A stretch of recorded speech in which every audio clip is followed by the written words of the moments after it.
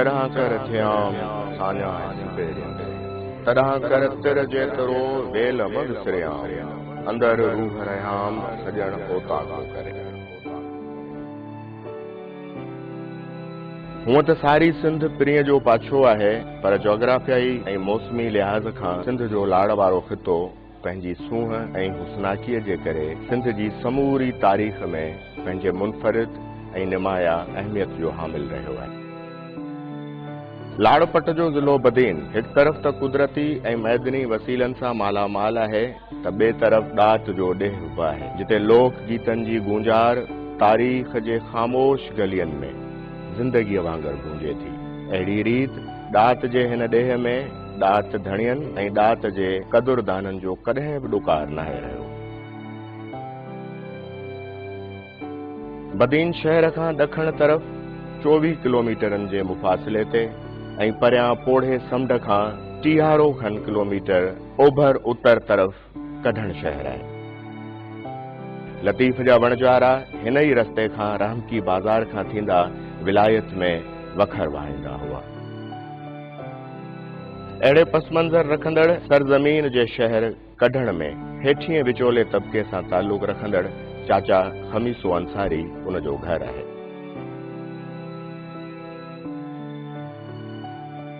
चाचा खमीसे अंसारी जे घर 10 अक्टूबर 1984 ते ॾात ऐं ॾात धणियनि जे आशिक़ अंसारीअ जो जनम थियो। संदसि नंढपुण कढण जे ॻोठाणे पस मंज़र रखंदड़ नंढड़े शहर में गुज़रियो। प्राइमरी तइलीम हासिल करण जे लाइ सन 1990 में गवर्नमेंट प्राइमरी स्कूल इसाक वाहिरो में खेसि दाख़िल करायो वियो, जितां 1995 में प्राइमरी पास करे गवर्नमेंट हाई स्कूल कढण शहर में दाख़िल थियो।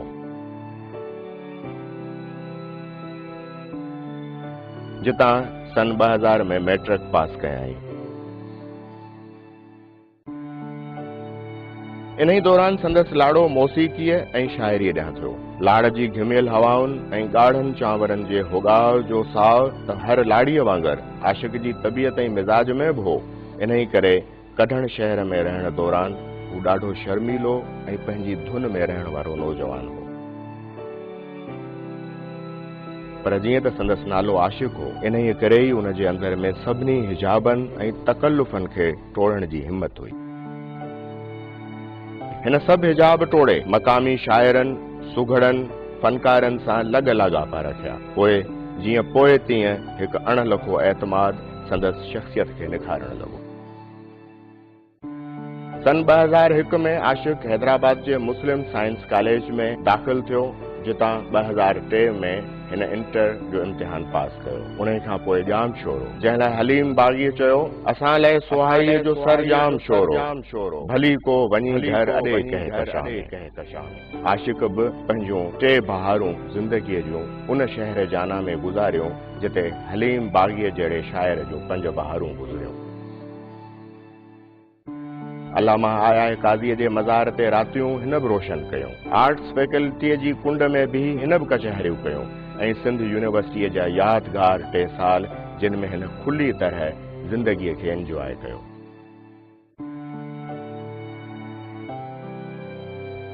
हैदराबाद ऐं जामशोरे में रहण दौरान हिन जूं सिंध जे तक़रीबन समूरनि नाले वारनि ॾाहनि, शाइरनि, लेखकनि, सियासतदान ऐं समाजी अॻवाननि सां कचहरियूं थियूं। उहे कचहरियूं ऐं मुलाक़ातूं लॻभॻि सभिनी दोस्तनि सां ज़ाती दोस्तियुनि में तब्दील थी वियूं। पोइ इश्क ऐं मुश्क लिकण वारी त का शइ आहे कोन। हू जंहिंसां बि मिलियो उन जो आशिक़ थी मिलियो। हर दोस्त खे हिन माशूक़ वांगुरु सम्झो। हर दोस्त जा अंग लारा हू ख़ुशीअ सां बर्दाश्त कंदो हो। ओणाईअनि ॾांहुं त हिन करे ॾिठो ई कीन, छो त हू रुॻो आशिक़ हो। 2006 में आर्ट्स में ग्रेजुएशन करण खां पोइ हिन 2007 में मुल्क जे गादीअ वारे शहर इस्लामाबाद जो रुख़ कयो। मुल्क जी सभ खां वॾी ऐं साख वारी यूनिवर्सिटी कायदे आज़म यूनिवर्सिटी इस्लामाबाद में एंथ्रोपोलॉजी में मास्टर्स करण लाइ वियो। इस्लामाबाद में रहंदे मुल्क जे सियासी सूरतहाल ऐं बैनुल अक़वामी मामलनि ऐं मसइलनि जी खेसि चङी तरह ख़बर पई। कढण जो ॻोठाणो पस मंज़र रखंदड़ सिंधी जॾहिं इस्लामाबाद जहिड़े डिप्लोमेटिक शहर में जीअं रुलिया तीअं खुलिया जे इस्तिलाह जो अमली नमूनो थो बणिजी पवे। उते जी घण रुखी सकाफ़ती माहौल ऐं घण पासाई हण हणा ऐं वठ वठा में हिन खे जेको कुझु पले पियो उहो वतन दोस्ती, इंसान दोस्ती, सिंध दोस्ती जी शिकिल में संदसि तबियत ऐं सोच जो हिसो बणिजी वियो।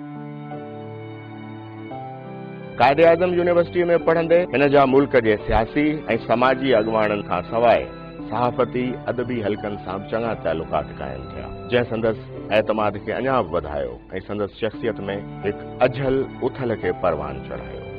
लाड़पट जे सदा हयात फर्ज़ंद शहीद फाज़िल राहू जी सियासी ज़िंदगीअ ते हिन मोनोग्राफ लिखियो, जंहिंजो उनवान हो द पॉलिटिकल स्ट्रगल ऑफ शहीद फाज़िल राहू। 2008 में आशिक़ एंथ्रोपोलॉजी में MSc करण खां पोइ वापसि पंहिंजी जनम भूमि ॾांहुं मोटियो त आशिक़ हिकु ॿियो आशिक़ हो, जंहिं वटि हाणे इल्मु बि हो, ॾांहुं बि हो, हिमत ऐं एतमाद बि हो ऐं इश्क बि हो, जंहिंखे मोहबती मेड़ण वारे अज़ली ज़िम्मेदारी पूरी करणी हुई। दोस्तनि सां कचारियूं, साणनि हली मली वञी मिलण, रुठलनि खे परचाइण, वेझनि खे अञा वेझो करण संदसि महबूब मशग़लो बणिजी वियो। वक़्तु कंहिं ते केतिरा पाह थो रखे, छो त वक़्त जो सवाब दीदी इख्तियार आहे। वक़्तु गुज़रियो, रोलाकियूं वधियूं, पोइ हुन चयो त छे काहे छेगुरो, खेसि वारनि वंग में सोगो बजे। 14 फरवरी 2012 वैलेंटाइन्स डे ते आशिक़ निकाह जे बोल में ॿधिजी घोट थियो।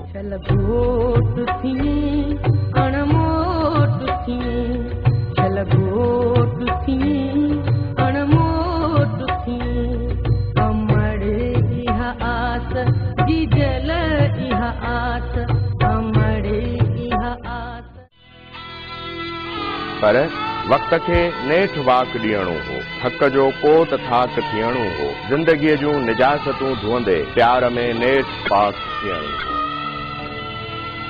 आशिक़ ते माइटनि आशिक़ नालो छो रखियो, उहा त आशिक़ खे अलाए ख़बर हुई या न, पर हुन पंहिंजे नाले खे हर वक़्तु सुरखुरू कयो। हुस्न ऐं सूंह जो आशिक़, प्यार ऐं कुर्ब जो आशिक़, फितरत ऐं रंग जो आशिक़, माण्हूअ जो आशिक़। हिन हर कंहिं सां वफ़ा कई, पर अफ़सोस जो उन जी दिलि ई उनखे धोखो ॾिनो। हिन दोरंगी दुनिया में आशिक़ यक रंगो हो, शायदि इन्ही करे संदसि दिलि पहिरीं खेसि वार्निंग ॾिनी, आशिक़ न मुड़ियो। आख़िरकार संदसि दिलि संदसि सीने में 10 फरवरी 2013 ते धड़कण छॾे ॾिनो। पर आशिक़ संदसि दोस्तनि, चाहींदड़नि ऐं ॾात धणियनि जी यादनि जे सीने में दिलि जियां धड़कंदो रहंदो। लतीफ़ साईं जे बकौल त चेतारियां चुणकनि विसारियां न विसरे, वीअरो तार ॾुखनि सॼण भॻे हद।